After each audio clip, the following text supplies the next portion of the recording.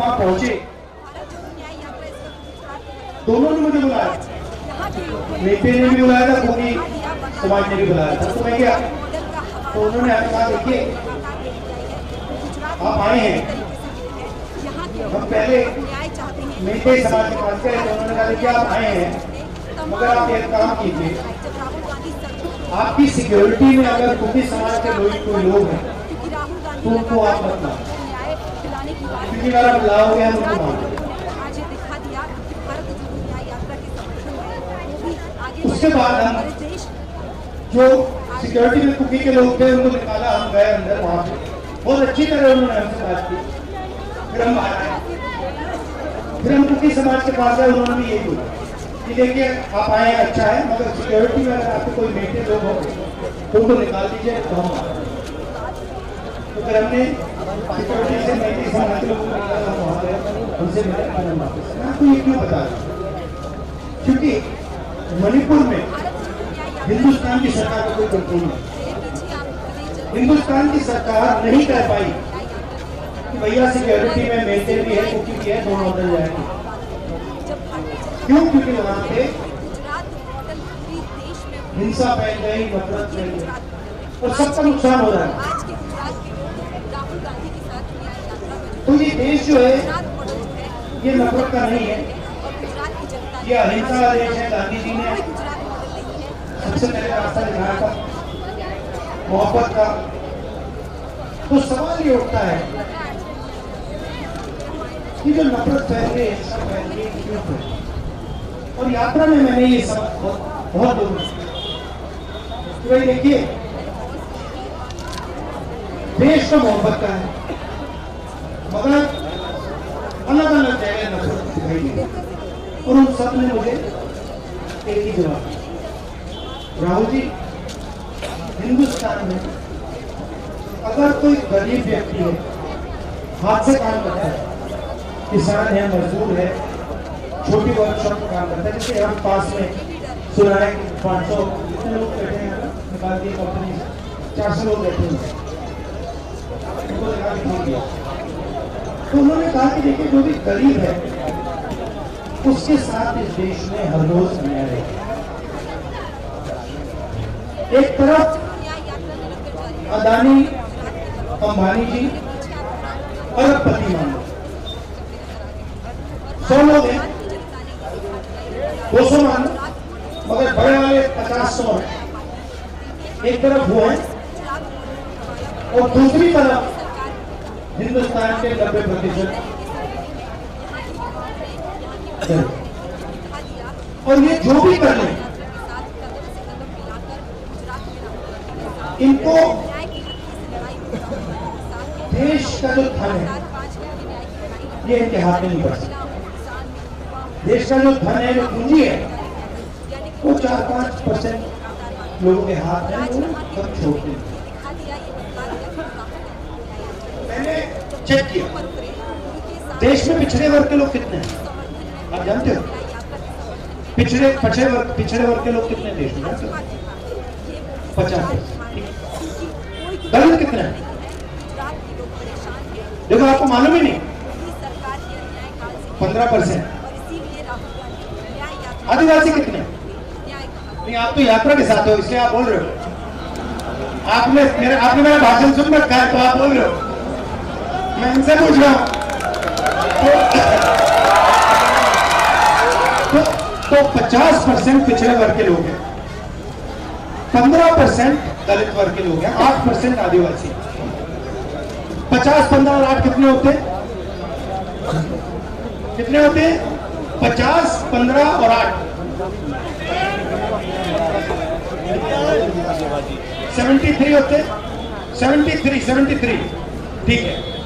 तो मैंने पता लगाया ये जो 73% है इनकी भागीदारी कहां कहां है, मैंने पता लगा, मैंने आंकड़े निकालने शुरू किए।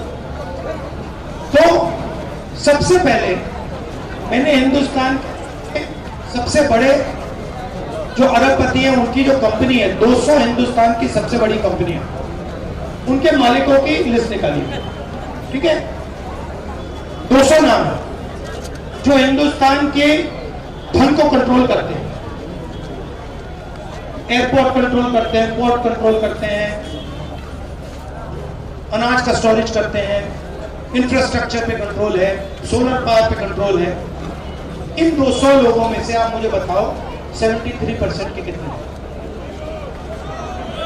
कितने कितने?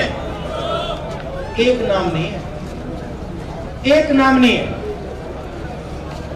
फिर मैंने कहा ठीक है, मालिकों में नाम नहीं है तो पता लगाते सीनियर मैनेजमेंट में नाम होगा।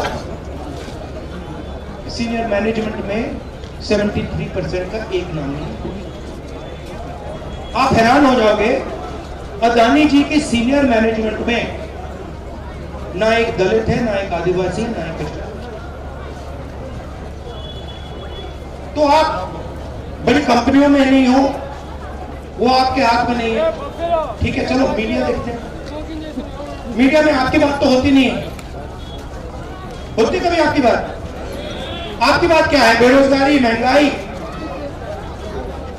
आपने कभी टीवी पे देखा है कि महंगाई की बात हो रही है? कभी देखा बेरोजगारी की बात हो रही है? नहीं। आपने कभी सोचा ये है क्यों? ये मीडिया वाले हमारी बात क्यों नहीं करते? आपने कभी सोचा? मैं आपको बताता हूं, मीडिया के मालिकों की लिस्ट निकालो, उसमें आपको एक पिछड़ा नहीं मिलेगा, एक दलित नहीं मिलेगा, एक आदिवासी नहीं मिलेगा। फिर बड़े बड़े पत्रकारों के नाम देखो, एक पिछड़ा नहीं मिलेगा। मुझे बता दो, नेशनल मीडिया पे बड़े बड़े एंकर में से ओबीसी नाम बता दो, बताओ कौन है? दलित नाम बता दो, एक बता दो। आदिवासी नाम बता दो। तो 73% देश को बनाने का काम कर रहे हैं। ये सड़क किसने बनाई? 73% ने। ये इमारत किसने बनाई? 73% ने। और जब धन को बांटने का समय आता है, संस्थाओं में जगह देने का समय आता है, तो 73% से कहते भाई तू बाहर हो जाओ, आउट हो जाओ तुम लोग। आप जानते हो कि नरेंद्र मोदी जी ने हिंदुस्तान के सबसे बड़े अरबपतियों का कितना कर्जा माफ किया? नहीं, मैं टेस्ट ले रहा हूं आपका। नहीं, 10 लाख करोड़ नहीं, गलत। ये 16। तुम्हारा नाम क्या है? तुम्हारा नाम क्या है? कौशल। 16 लाख करोड़, बिल्कुल सही। अब मुझे बताओ, नरेंद्र मोदी ने किसानों का कितना कर्जा माफ किया? मजदूरों का कितना कर्जा माफ किया? छोटे व्यापारियों का कितना माफ किया है? अच्छा, मनरेगा एक साल मनरेगा का 65,000 करोड़ रुपए लगता है। ठीक है, अब मैंने ये नंबर दे दिया आपको 16 लाख करोड़। आप कहोगे भैया 16 लाख करोड़ रुपए तो हमें समझ नहीं आता कितना बड़ा है। किसी को नहीं आता, अदानी को आता है। अदानी समझ जाएगा अगर आप उससे को भैया 16 लाख करोड़ कहा है। हाँ, मैं जानता हूं, मगर आपको मुझे कोई बताए भैया 16 लाख करोड़ तो हमें समझ नहीं आता। तो 16 लाख करोड़ रुपए मतलब नरेंद्र मोदी ने 50-60 लोगों को 24 साल का मनरेगा पकड़ा दिया। जितना पैसा हिंदुस्तान की सरकार 24 साल में मनरेगा में डालती है, मतलब 2000 से लेकर अगर हम मनरेगा चलाते आज तक, उससे ज्यादा पैसा नरेंद्र मोदी ने 50 लोगों को दिया। आप हिंदुस्तान के बजट को 90 लोग चलाते हैं। आप कहोगे नरेंद्र मोदी जी बजट को बांटते हैं। नहीं, नरेंद्र मोदी नहीं बांटता। 90 IAS ऑफिसर बजट को बांटते हैं। हर मिनिस्ट्री में है वो। फाइनेंस मिनिस्ट्री में बैठे हैं, रेलवे मिनिस्ट्री में बैठे हैं। ये सब निर्णय लेते हैं पैसे का क्या होगा। अगर शिक्षा में हिंदुस्तान की सरकार 10,000 रुपए डालती है तो एजुकेशन मिनिस्ट्री के अंदर एक ब्यूरोक्रेट डिसाइड करता है। 90 लोग हैं, मुझे बताओ 90 में से 73% के कितने? ओबीसी पिछड़े वर्ग के 3, दलित 3, आदिवासी 1। और अगर हिंदुस्तान की सरकार 100 रुपए खर्च करती है, 100 रुपए खर्च करती है, तो 73% के अफसर ₹6 का निर्णय लेते हैं। आपकी आबादी 73% और आपकी भागीदारी 6%। आपकी आबादी 73%, मीडिया में आपकी भागीदारी 0। 200 सबसे 500 सबसे बड़ी कंपनियों में आपकी भागीदारी 0। फिर एनजीओ की लिस्ट निकालो, सब एनजीओ का काम करते हैं, एनजीओ की लिस्ट निकालो, उसमें भी 73% है। प्राइवेट अस्पतालों की लिस्ट निकालो, उसके मालिकों की लिस्ट निकालो, 73% कोई नहीं। आप बीमार होते हो, लाखों रुपए आप डालते हो इलाज कराने के लिए, जमीन सरकार देती है उनको। किसकी जमीन है वो? 73% की जमीन है, आपकी है, किसानों की है, गरीबों की। वो एकदम उठा के दे देते हैं, फिर आपसे कहते भैया आपको दिल का दौरा पड़ा, चलो स्टेंट लगवाओ, लाखों रुपए लेते हैं। उनके मालिकों की लिस्ट निकालो, आपका एक आदमी नहीं। बड़े बड़े डॉक्टरों के नाम निकालो, आपका एक डॉक्टर नहीं।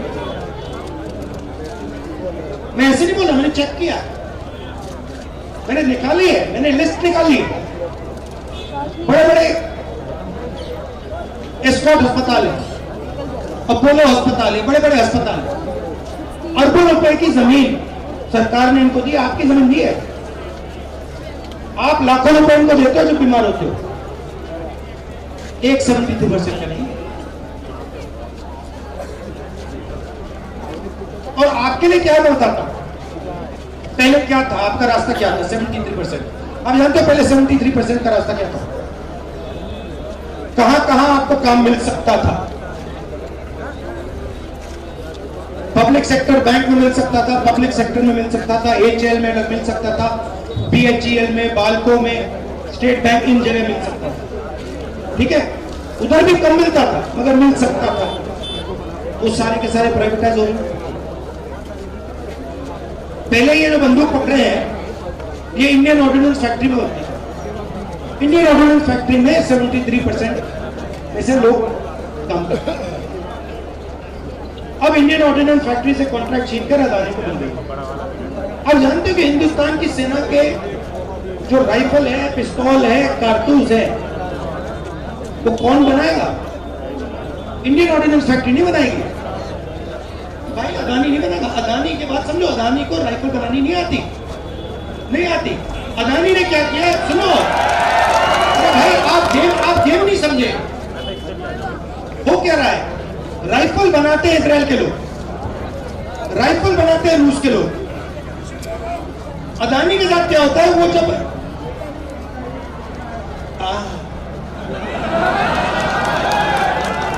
अदानी ने कभी राइफल नहीं बनाई, ना कभी वो राइफल बना सकता है। इजराइल की राइफल बनती है, अदानी जी को पार्टनरशिप दी जाती है कि भैया आप उस कंपनी के साथ पार्टनर बन जाओ, और फिर उस कंपनी की बंदूक हिंदुस्तान की सेना खरीदती है। आप देख लेना क्या भैया? हाँ, अभी कर रहे हैं, मैं आपको रास्ता बता रहा हूं। तो राइफल अदानी, कारतूस अदानी, ये ड्रोन जोड़ते हैं ना ऊपर, ये इजराइल बनाता है, इसका भी जॉइंट वेंचर अदानी ने कर दिया। तो हिंदुस्तान की सेना क्या करेगी? पहले इंडियन ऑर्डिनेंस फैक्ट्री से खरीदती थी, 73% को उसमें काम मिलता था। अब हिंदुस्तान की सेना कहेगी भैया अदानी जी से खरीदेंगे, उसमें आपका कोई आदमी नहीं दिखेगा, हथियार इजरायली होगा, हिंदुस्तान के आर्मी खरीदेंगे। अब एक मुसीबत हो गई। क्या मुसीबत हुई? हिंदुस्तान की आर्मी का बजट, हिंदुस्तान की आर्मी, मीडिया वाले हैं,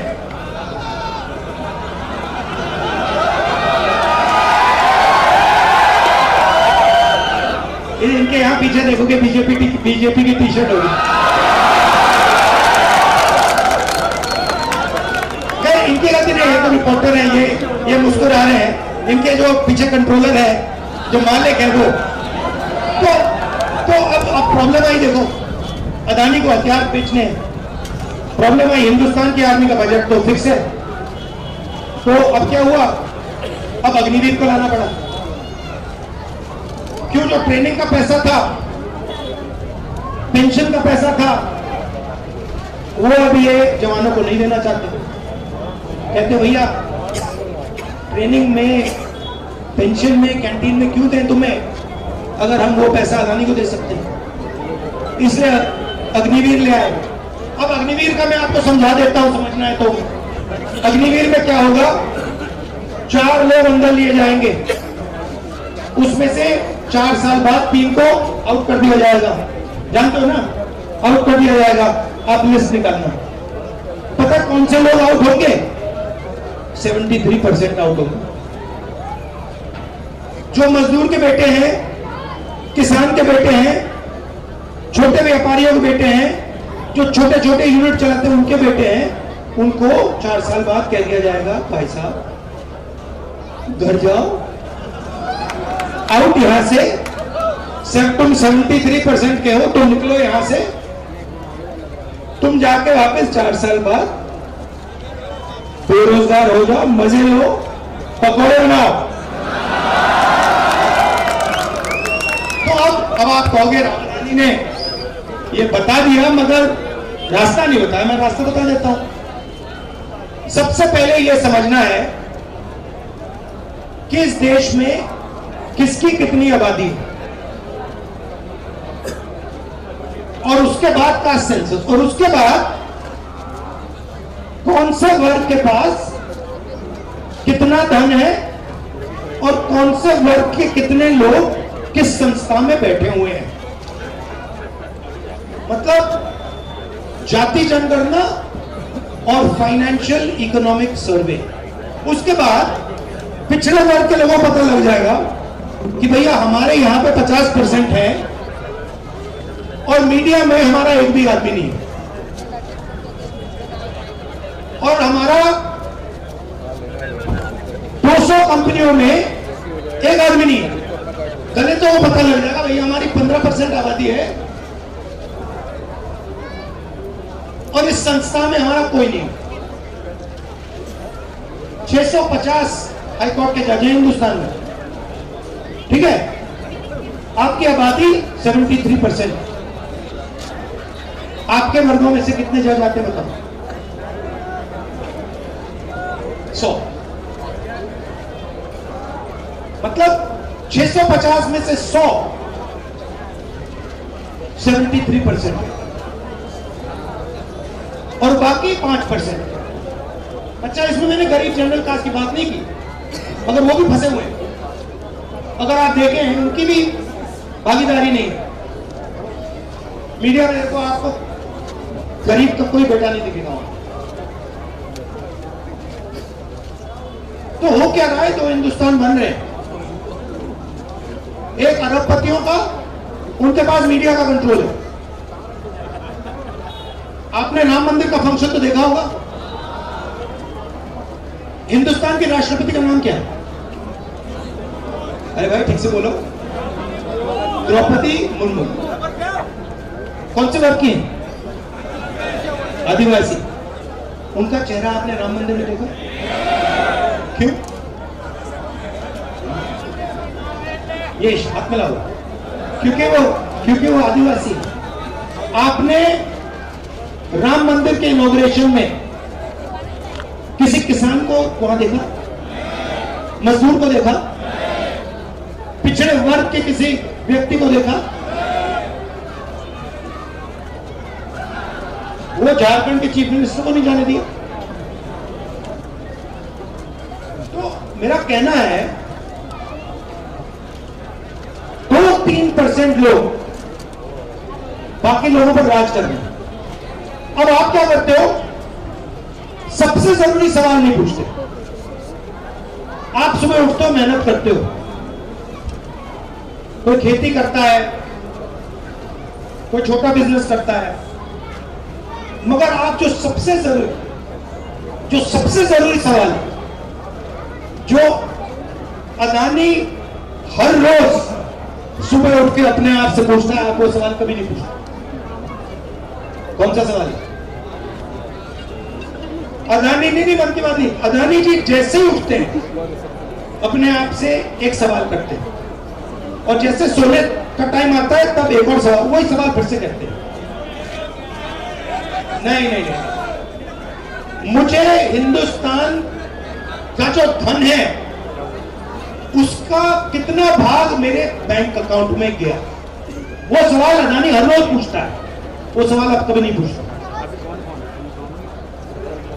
आप काम करते हो, आप कभी नहीं पूछते कि भैया आज हिंदुस्तान सोने की चिड़िया है, सोने की चिड़िया ने मेरे बैंक अकाउंट में कितना पैसा डाला, आप कभी नहीं पूछते।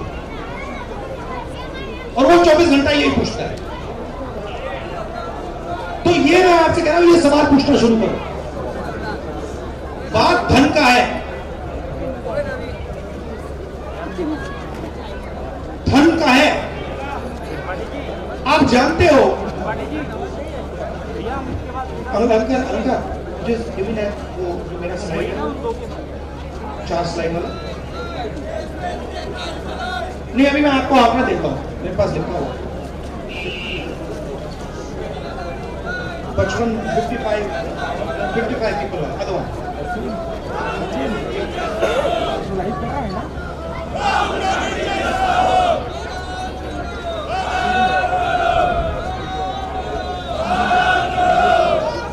ये देखो, सुनो सुनो सुनो सुनो, 21 परिवार, 21 लोग हैं, ठीक है। अब आप इस बात को समझ जाओगे जो मैंने धन की बात बोली। हिंदुस्तान में 21 लोग हैं, ठीक है, 21 लोग। उनके पास हिंदुस्तान के जो 50% लोग हैं ना, उतना पैसा जितना हिंदुस्तान के आधे लोगों के बैंक अकाउंट में है, जितना पैसा 70 करोड़ लोगों के बैंक अकाउंट में है, उतना पैसा 22 लोगों के बैंक अकाउंट में। समझे बात? यहां पे खड़े हो जाओ भैया, 22 लोग आ जाओ, यहां सामने खड़े हो जाओ 22 लोग। 1 2 3 4 5 6 7 8, ये 8 है। इसमें यहां पे थोड़े और लोग खड़ा कर दो, इस जीप पे खड़े हो जाएंगे। उनके पास उतना ही धन है जितना 70 करोड़ लोगों के बैंक अकाउंट। हिंदुस्तान के जो सबसे गरीब 50% लोग हैं, उनके पास हिंदुस्तान का 3% धन है। मतलब जो सबसे गरीब 70 करोड़ लोग हिंदुस्तान में जीते हैं, उनके हाथों में हिंदुस्तान का 3% धन है। और 22 लोगों के पास उतना ही धन है जितना 70 करोड़ लोगों के पास। और आप अपने आप से ये सवाल ही नहीं पूछते। होता क्या, आपसे कहते भैया उधर देखो, आप उधर देखते हो, वो भैया उधर देखो, आप उधर देखते हो, वो देखो भैया वहां क्या हो रहा है, उधर देखते हो, वो देखो भैया क्रिकेट मैच चल रहा है, वहां देखो, बॉलीवुड का डांस दिखा देंगे। आपने देखा कितने घंटे अंबानी की शादी दिखाई, भर दिया, पूरा भर दिया। तो यही सबसे बड़ा सवाल है। और मैं आपसे कहता हूं, जिस दिन आपने यह सवाल पूछना शुरू कर दिया कि भाई हिंदुस्तान की सोने की चिड़िया जो है, उसमें से मेरे बैंक अकाउंट में कितना, उसमें से मेरे बैंक अकाउंट में कितना पैसा आया, उस दिन ये देश बदलना शुरू हो जाएगा। अब मैं आपको रास्ता बताता हूं। क्रांतिकारी कदम जाति जनगणना, इकोनॉमिक सर्वे की धन की बात शुरू करते हैं। धन किसके हाथ में है, कितना धन कहां है और कहां होना चाहिए, यह सवाल पूछना शुरू कीजिए। तब मजा आएगा, तब हिंदुस्तान बदलना शुरू होगा। ये मैं आपसे कहना चाह रहा था। आपने इतने प्यार से मेरी बात सुनी, दिल से आपका बहुत बहुत धन्यवाद। अच्छा एक सेकंड, 2-3 चीजें भूल गया मैं, 2-3 चीजें कहना भूल गया। कल हमने 2-3 ऐतिहासिक चीजें करी है। एक सेकंड, यहाँ पे जो युवा है, मैं आपको कहना चाहता हूं, देखिए हमने युवाओं के लिए कल 5 निर्णय लिए हैं, मैं वो आपको पढ़ के बताना चाहता हूं। पहला, हिंदुस्तान की सरकार में 30 लाख वैकेंसी खाली पड़ी हुई है, ठीक है। नरेंद्र मोदी जी ने, बीजेपी सरकार ने 29 लाख भर्तियों को, जॉब्स को बढ़ानी है। हमारी सरकार जैसे आएगी 73% के लिए 30 लाख नौकरियां हम दिलवा देंगे। दूसरा काम, युवा कॉलेज के बाद, यूनिवर्सिटी के बाद जॉब ढूंढते रहते हैं। हम एक नया कानून, पकौड़े बेचते हैं, हम एक नया कानून ला रहे हैं। जैसे हमने रोजगार का अधिकार दिया था, अब हम नया कानून ला रहे हैं अप्रेंटिसशिप का अधिकार। मतलब हिंदुस्तान का हर युवा जैसे ही डिप्लोमा लेगा, कॉलेज डिग्री लेगा, यूनिवर्सिटी डिग्री लेगा, उसे 1 साल की अप्रेंटिसशिप, 1 साल की ट्रेनिंग, पेड ट्रेनिंग, 1 लाख रुपए की हिंदुस्तान की सरकार गारंटी करके उसका अधिकार बना दी।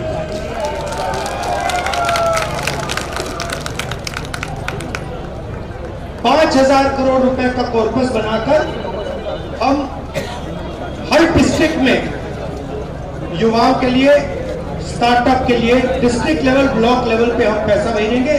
और जो 73% गरीब लोग हैं उनको बिजनेस चलाने के लिए, बिजनेस शुरू करने के लिए ये पैसा इस्तेमाल किया। तो ये मैं आपसे कहना चाह रहा था। आप सबका बहुत बहुत धन्यवाद, नमस्कार, जय हिंद। न्याय का हक मिलने तक।